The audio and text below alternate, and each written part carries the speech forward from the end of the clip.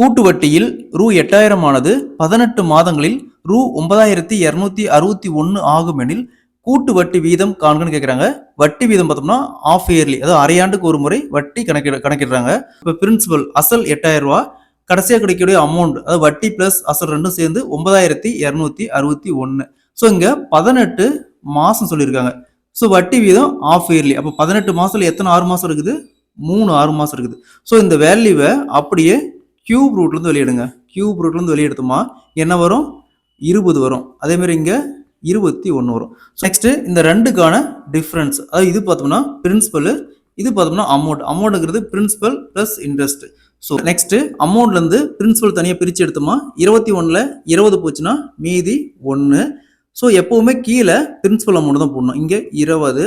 So நம்ம ஃப்ராக்ஷனில் இருக்கும்போது percentage convert பண்ணும்போது எப்படி எழுதுவோம்? 1/20க்கு என்ன மீனிங்? 5%. இது வந்து ஆஃப் இயர்லி இன்ட்ரெஸ்ட். நமக்கு தேவை ஃபுல் ஒரு வருஷத்துக்கான இன்ட்ரெஸ்ட். அப்போ ஒரு வருஷத்துக்கு எத்தனை 6 மாதம் இருக்குது? 2 6 மாதம். அப்போ into 2 = 5 × 2 10%. So option B is the correct answer.